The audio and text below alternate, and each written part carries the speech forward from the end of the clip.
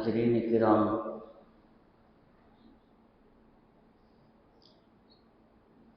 سیدنا عمر فاروق رضی اللہ تعالی عنہ کے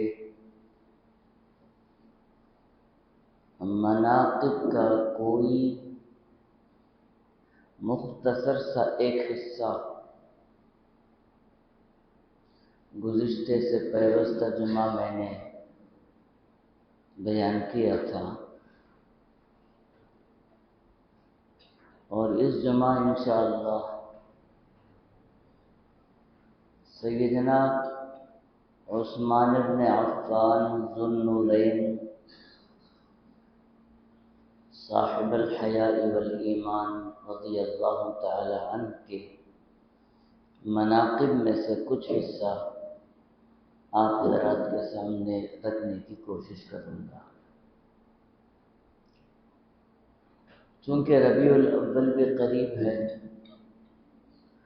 تو ایسے ہی خلفائے راشدین کے فضائل و مناقب کے بعد سیرت طیبہ اور سیرت مطہرہ کے اہم عنوان میں شامل ہونے والے خوش نصیب بندوں میں انشاءاللہ ہم لوگ بھی شامل ہو جائیں گے۔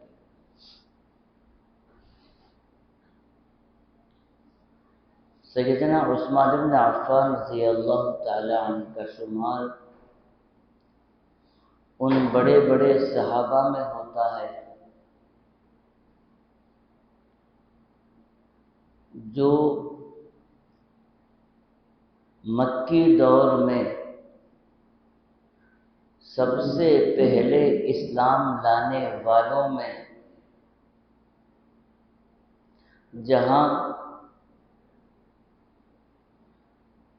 اما خدیجہ رضی اللہ تعالی عنہ کا نام نامی آتا ہے،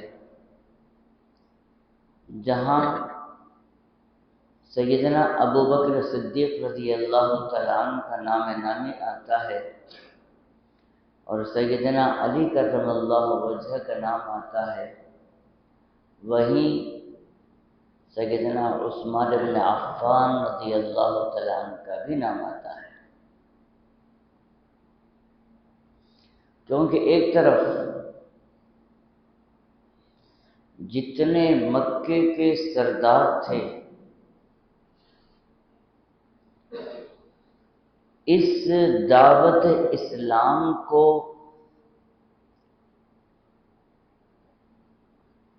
نہایت ہی ناپسندیدہ سمجھتے تھے۔ کبھی انہوں نے خواب میں بھی نہیں سوچا تھا کہ ہمارے خاندان سے ایسی آواز بھی کبھی بلند ہوئے گی، ہمارے خاندان میں نبی بھی پیدا ہو جائے گا، اور ہمارے بتوں کی وہ جو ہے مذمت اور شرک کی برائی بھی بیان کرے گا، کبھی سوچا بھی نہیں تھا۔ صبح سے شام تک ان کے کوششیں اور جو ہے محنتیں یہی تھی کہ یہ آواز ختم ہو جائے، اور ادھر یہ کمزور و نحیف سیدنا ابو بکر صدیق رضی اللہ تعالی عنہ کی چھپی چھپی داخلی محنتیں یہ ہوتی تھی کہ ہمارے حلقے میں رہنے والے جو خاص خاص بندے ہیں اور جن کے اندر سمجھ بوجھ ہے، ان تک میں اپنی بات سمجھا سکوں، پہنچا سکوں، اور ان کو اسلام کے حلقے میں شامل کر سکوں۔ تو حضرت عثمان بن عفان رضی اللہ تعالیٰ عنہ کی عمر مبارک اس وقت صرف 24 سال ہے، اوروں کی طرح سردار ہیں، اور مال و دولت میں اور تجارت میں ان کی مثال مکے کے اندر کوئی نہیں ہے، لیکن جس کا مزاج سنجیدہ ہو، جس کے اخلاق حسنہ ہوں، وہ اچھی بات کو بڑے جلد سمجھ جاتا ہے۔ حضرت ابوبکر صدیق رضی اللہ تعالیٰ عنہ نے حضرت عثمان بن عفان کا مزاج بنایا، اور حضرت عثمان نے فرمایا چلو میں بھی آپ صلی اللہ علیہ وسلم کے دربار پہنچتا ہوں اور حلقہ بگوش اسلام ہو جاتا ہوں۔ اتنے میں کسی کی دستک کی آواز آئی، دیکھا تو پیاسے کی طرف خود کنواں چل کے آ چکا ہے۔ خود نبی کریم صلی اللہ علیہ وسلم حضرت عثمان کے ہاں پہنچ چکے ہیں، اور آپ علیہ السلام حضرت عثمان کو دیکھتے ہیں تو فرماتے ہیں عثمان میں تیرے لیے جنت کی بشارت دیتا ہوں، میں تمہارے درمیان نبی بن کے آیا ہوں، جو میری تعلیمات ہیں اور جو میری دعوت ہے اس کو قبول کر لو، میں جنت کی ضمانت دیتا ہوں۔ حضرت عثمان بن عفان رضی اللہ تعالی عنہ نے اپنا ہاتھ بڑھا دیا، رحمت للعالمین صلی اللہ علیہ وسلم کی بے پناہ رحمتوں والی ذات کے ہاتھ میں اپنے ہاتھ کو دیا اور اسلام قبول فرمایا۔ جو مکے کے اندر اسلام بڑھتا گیا،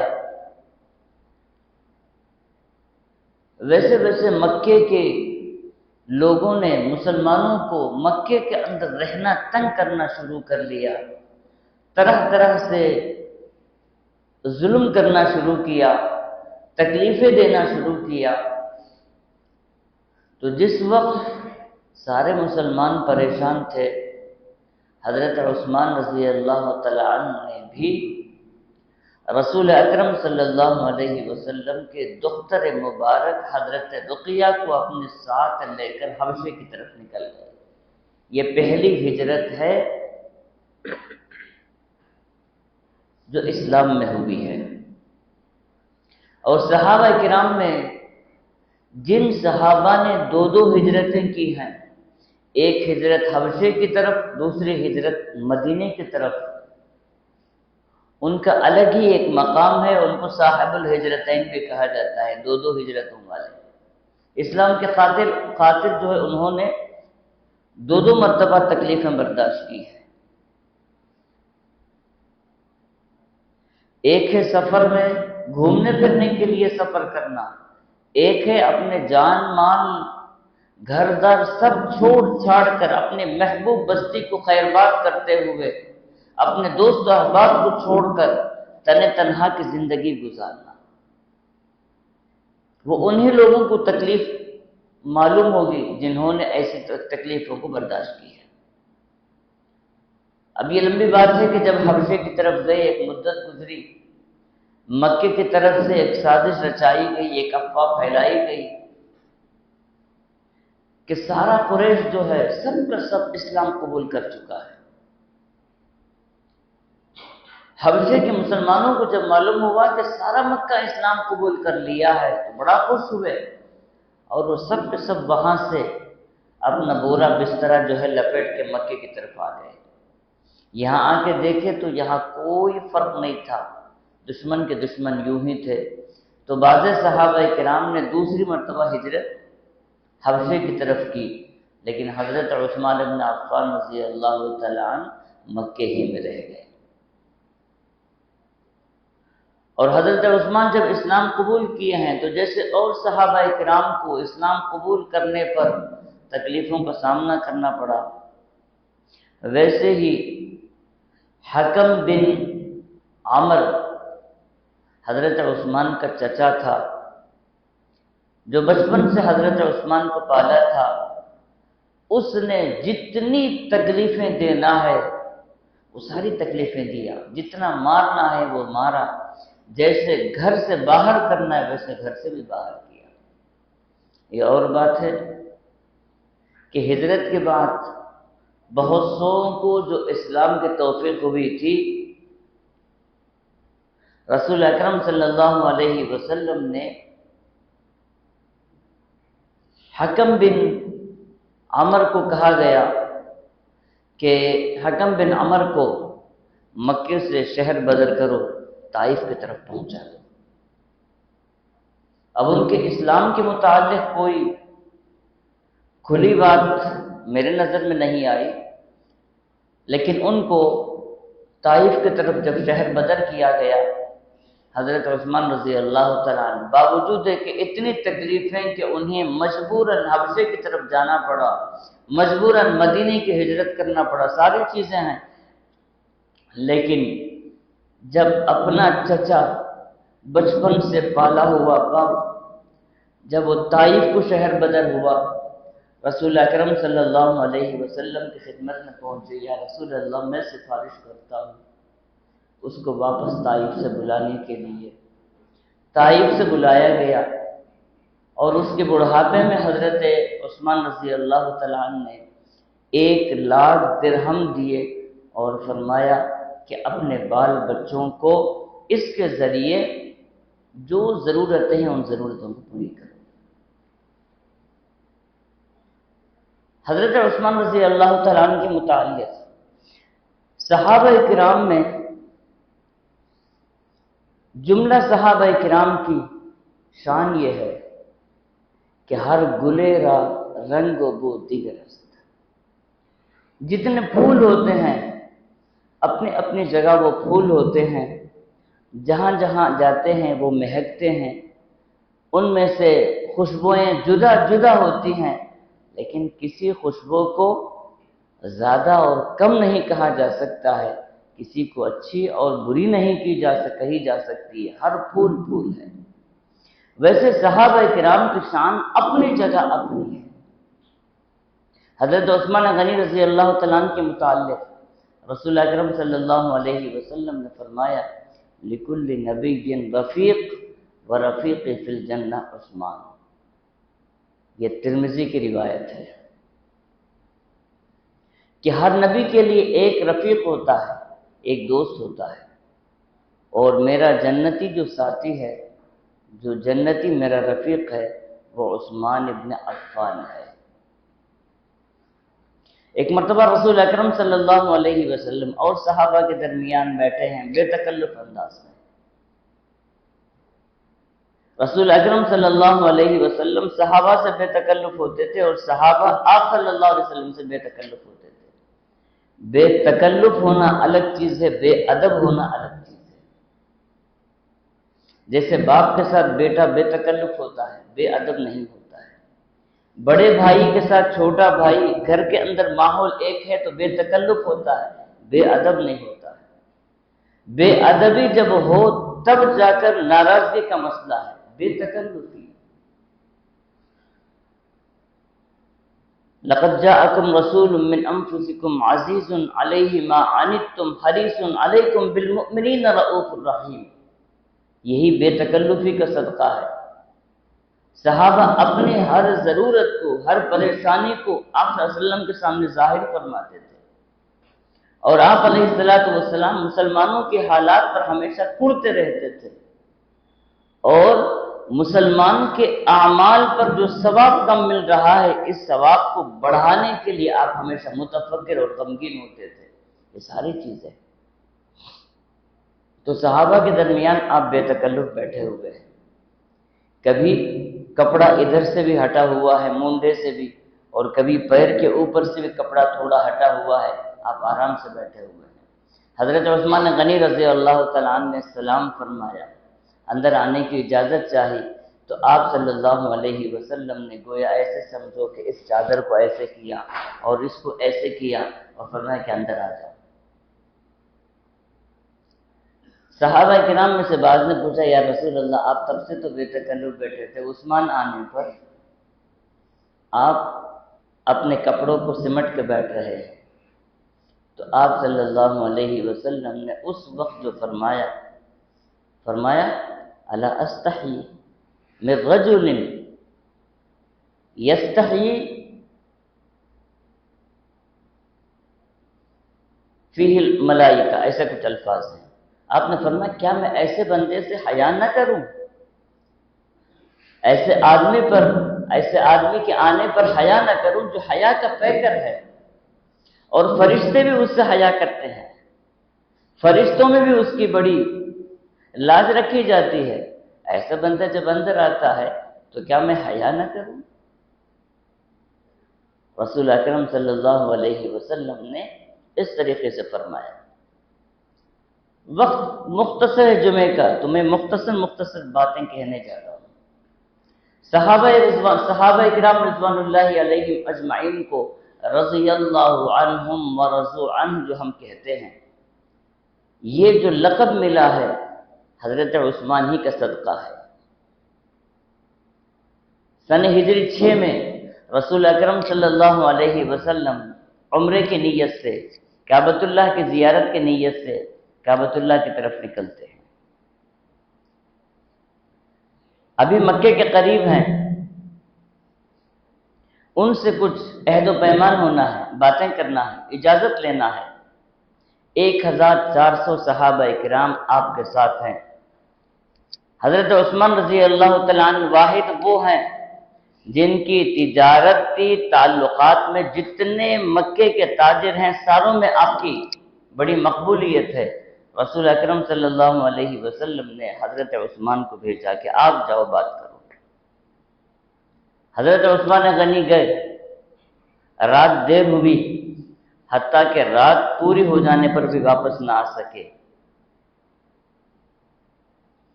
اور ادھر یہ افواہ پھیل گئی کہ حضرت عثمان کو شہید کر دیا گیا۔ اور ادھر حال کیا تھا، مکے والوں نے حضرت عثمان کی بڑی خاطرداری کرنی چاہیے، اور حضرت عثمان غنی کو بہت خوش کرنا چاہا، اور کہا کہ ہم پورے قافلے کو اور خود نبی کریم صلی اللہ علیہ وسلم کو تو آنے کی ابھی اجازت نہیں دیں گے، لیکن آپ یہاں تک آئے ہیں تو ایک طواف کرتے چلے جاؤ۔ حضرت عثمان نے فرمایا واللہ میں طواف نہیں کر سکتا ہوں جب تک کہ میرا آقا طواف نہ کرے۔ دل دیکھیے کہ مکہ پہنچنے کے بعد کعبۃ اللہ کے دلوں میں بیٹھنے کے بعد بھی فرما رہے ہیں کہ میں جب تک آقا ادھر نہیں آ سکتے ہیں میں طواف نہیں کر سکتا ہوں۔ آپ نے طواف نہیں فرمایا، اور ادھر افواہ یہ پھیلی کہ حضرت عثمان کو شہید کر دیا گیا۔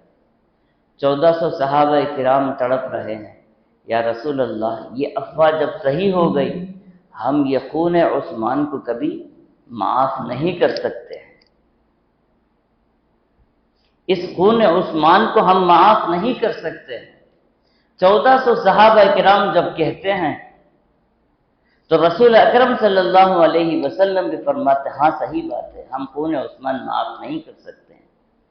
لہذا ایک بیعت ہوتی ہے وہاں جس کو بیعت الرضوان کہا جاتا ہے، مقام حدیبیہ کا ہے، اور اللہ تعالیٰ اس بیعت کو بڑے بہترین انداز میں کہتا ہے ان الذین یبایعونک انما یبایعون اللہ ید اللہ فوق ایدیہم۔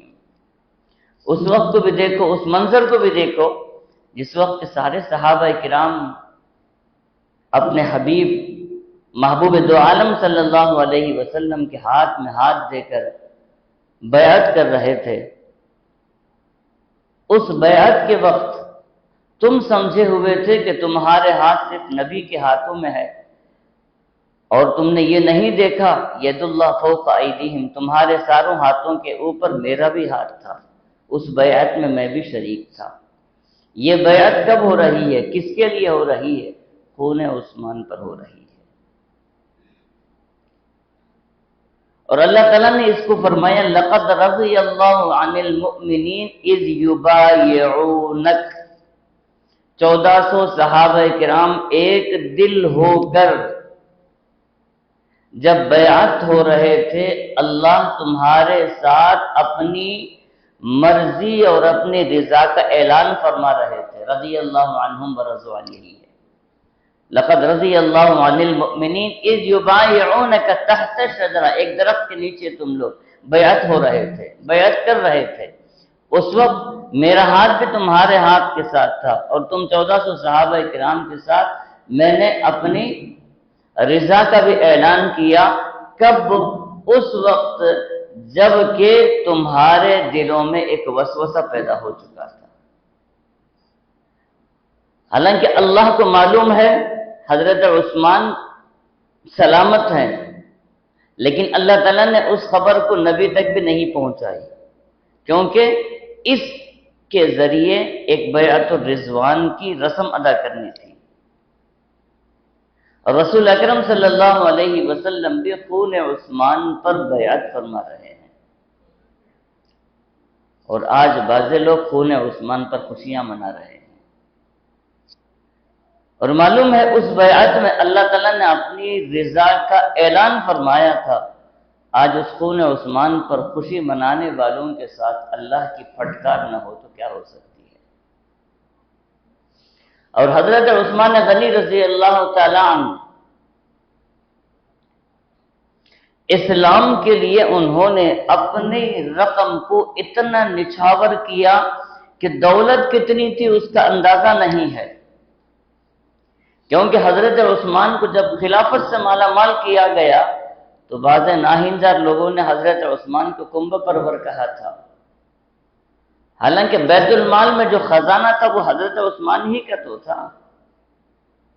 غزوہ تبوک کا موقع ہے اور قیصر روم کے حملہ کرنے کی بات ادھر سے ہو رہی ہے، مسلمانوں میں بڑی تشویش ہے، بڑی پریشانی ہے کہ اتنی بڑی طاقت ہم پہ چڑھائی کیسے کرے گی، ہم پہ کرے گی تو ہمارا کیا حال ہوگا، ہمارے پاس نہ ساز و سامان ویسے ہیں نہ ہمارے پاس طاقت ویسی ہے، مسلمانوں کے پاس کھانے پینے کے لیے بھی صحیح کوئی چیز میسر نہیں ہے۔ حضرت عثمان غنی رضی اللہ تعالیٰ عنہ کا قافلہ تجارت کا اسی وقت ملک شام سے واپس آ رہا ہے۔ حضرت عثمان نے اعلان فرمایا کہ میرے مال میں سے جو تہائی حصہ ہوگا، جو 30% ہوگا، وہ میں مسلمانوں کے لیے وقف کرتا ہوں۔ صحابہ کرام فرماتے ہیں جب وہ وقف کیا گیا تو اس وقت مال سے 70 اونٹ خریدے گئے، 1000 گھوڑے خریدے گئے، حتیٰ کہ نبی کریم صلی اللہ علیہ وسلم نے اتنا اہتمام فرمایا کہ گھوڑے کے لیے جو زین کسی جاتی ہے، جتنی ضرورتی چیزیں ہیں، آپ نے فرمایا کہ عثمان کے پیسوں سے لو۔ 1/3 جو مجاہدین ہیں ان کی ہر چیز عثمان کے پیسوں سے ہو۔ اور اس وقت رسول اکرم صلی اللہ علیہ وسلم نے ان اشرفیوں کو، ان دینار و دراہم کو جو عثمان نے لا کے پہاڑ برابر سامنے ڈال دیا تھا، اپنے ہاتھ سے آپ اس کو ایسے اٹھاتے تھے اور خوشی کا اظہار کرتے ہوئے فرماتے تھے ما بال عثمان کو کوئی چیز کو یہ فرق نہیں پڑے گا، زندگی بھر کچھ بھی کرے سب معاف ہو جائے گا۔ اپنے صحابی پر اتنا یقین ہے کہ وہ مرتے دم تک کوئی گناہ نہیں کرے گا۔ یہاں تک فرمایا گیا حدیث پاک میں کہ وقت کو گالی مت دو، زمانے کو گالی مت دو، زمانے کو اور وقت کو گالی دو کہ تو زمانہ ہی تو اللہ تعالیٰ ہے، وقت ہی تو اللہ تعالیٰ ہے۔ زمانے کو اور وقت کو گالی دینا یہ اللہ کو گالی دینا ہوا۔ تو سیدنا عثمان بن عفان رضی اللہ تعالی عنہ پر آنچ اچھالنا، آپ پر برا بھلا کہنا، معاذ اللہ، یہ نبی کریم صلی اللہ علیہ وسلم کی سیاست پر اس کی آنچ جاتی ہے کہ آپ کی سیاست صحیح نہیں تھی، جبھی تو حضرت رقیہ کو بھی حضرت عثمان کے نکاح میں دیا، حضرت رقیہ کا انتقال ہوا تو حضرت ام کلثوم کو نکاح میں دیا، جب حضرت ام کلثوم کا انتقال ہوا تو آپ نے فرمایا میری 2 ہی لاڈلی تھی، اگر یہ جانے کے بعد تیسری بھی میرے گھر میں کوئی ہوتی تو میں عثمان کے لیے نچھاور کر دیتا۔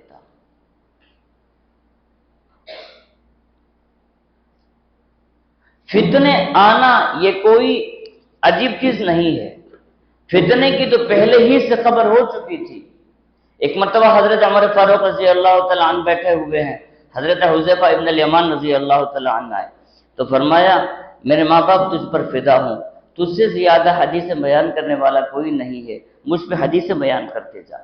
حضرت حذیفہ ابن الیمان جب حدیث بیان کرنا شروع کیے تو حضرت عمر فاروق رضی اللہ تعالیٰ نے فرمایا حذیفہ یہ حدیثیں نہیں، میں وہ حدیثیں پوچھتا ہوں جو فتنے کے طور پر انسان کو برباد اور ہلاک کرنے والے فتنے ہوں گے، ان کے متعلق رسول اکرم صلی اللہ علیہ وسلم نے کیا فرمایا ہے۔ حضرت حذیفہ ابن الیمان نے مختصراً جواب دیا، امیر المؤمنین جتنے فتنوں کا رسول اکرم صلی اللہ علیہ وسلم نے ذکر فرمایا ہے ان سارے فتنوں کا دروازہ وہ ایک ہی ہے۔ جب یہ فرمایا تو حضرت عمر فوراً چوکنے ہو کے فرمایا کہ حذیفہ اس دروازے کو کھولا جائے گا یا توڑا جائے گا؟ حضرت حذیفہ نے کہا نہیں، توڑا جائے گا۔ تو حضرت عمر فاروق نے فرمایا جب توڑا جائے گا تو پھر فتنے کبھی ختم نہیں ہوں گے۔ حضرت حذیفہ رضی اللہ تعالیٰ عنہ سے لوگوں نے پوچھا، جس وقت حضرت عمر فاروق کی شہادت ہو چکی تھی، اس وقت پوچھا کہ اس سے کیا مراد تھا؟ جو حضرت عمر نے پوچھا تھا کہ دروازہ کھولا جائے گا یا توڑا جائے گا، تو حضرت حذیفہ نے فرمایا حضرت عمر کو معلوم ہو گیا کہ وہ دروازہ میں ہوں فتنوں کا، اس دروازے کو توڑنا یہ شہید ہونا ہے، اس دروازے کو کھولنا یہ موت ہے۔ تو حضرت عمر فاروق نے مجھ سے یہ پوچھ لیا تھا کہ میرے نصیب میں شہادت ہے یا موت ہے؟ جب معلوم ہوا کہ شہادت ہے تو حضرت عمر فاروق نے فرمایا تب تو فتنے ختم نہیں ہوں گے۔ جو فتنے ہوئے وہ فتنے ہونے ہی والے تھے۔ جہاں رسول اکرم صلی اللہ علیہ وسلم نے اپنی صحابہ کی براءت میں، اپنے صحابہ کے فضائل میں، اپنے صحابہ کے مناقب میں بے شمار احادیث بیان فرمائے ہیں، وہیں ان فتنوں کا بھی ذکر کیا ہے، یہ فتنے بھی آنے ہی تھے۔ تو بڑی لمبی بحث ہے، میں مختصراً یہ کہا ہوں، اور حضرت عثمان کی مدینہ ہجرت کے بعد مدینے والوں پر آپ کے کیا کیا قربانیاں تھیں وہ انشاءاللہ اگلی مجلس میں بیان کرنے کی کوشش کروں گا۔ اللہ تعالیٰ نیک توفیق عطا فرمائے۔ وآخر دعوانا الحمدللہ۔